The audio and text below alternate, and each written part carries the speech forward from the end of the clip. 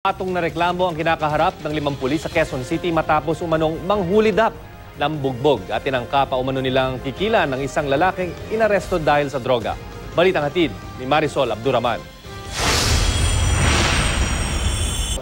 Sa kulungan ng bagsak ng 3 sa 5 pulis nang arestuhin ng QCPD matapos silang ireklamo ng kanilang nabiktima, unlawful arrest, arbitrary detention, robbery, attempted robbery, extortion at physical injury ang mga kasong kinakaharap nila. Kwento ng biktimang si Rayman Lapas. Alas 2 na madaling araw nang may tumawag sa kanya na kakilala upang makipagkita para kumuha ng iligal na droga.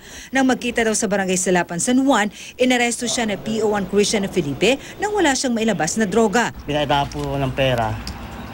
Sabi ko wala, dahil lang po dinakma. Isinakay daw siya sa motor ni PO1 Crispin Cartagenas na siya mismong nagmaneho sa motor. Kasama ang isa pang pulis na nakamotorsiklo rin na kinilalang si PO1 Antonio Timario. Idiniretso raw ang biktima sa PCP-7 outpost ng QCPD sa Barangay Arayat, Cubao, Quezon City kung saan di umano binumbog naman siya ni na PO1 Emmanuel Tabora at PO1 Felipe. Sa pilitan pa di umanong kinuha sa biktima ang kanyang singsing. Sumbong pa ni Manlapas. Ipinakita rin sa kanya ang mukhang baril na ito na isa palang lighter at isang kutsilyo na ipinapatubos daw ng 30,000 pesos. Sa akin daw po yun. Pag di ko daw po yun namin. Nasampan niyo daw po sa akin lahat yung nakuha nila. Galit ako sa kanila.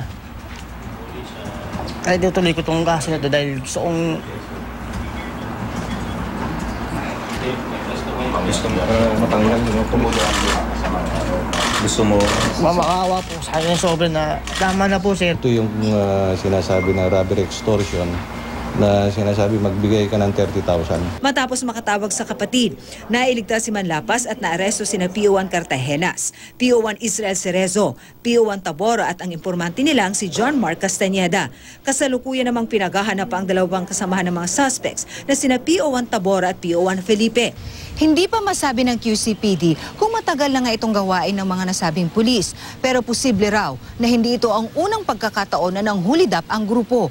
Kaya nananawagan ng QCPD sa sino mang nabiktima ng mga ito na agad na makipag-ugnayan sa kanila. Sasampahan din ng kasong grave misconduct ang 5 pulis. Dapat tanggalin yung mga ganitong pulis na walang ginawa kundi ito. Katulad yan, robbery extortion, mali ang pagsiservisyo. Sinikap namin kunan ng pahayag ang mga naarestong pulis pero tumanggi magsalita ang mga ito. Hindi po magbigay ng reaction doon sa allegation sa inyo, sir?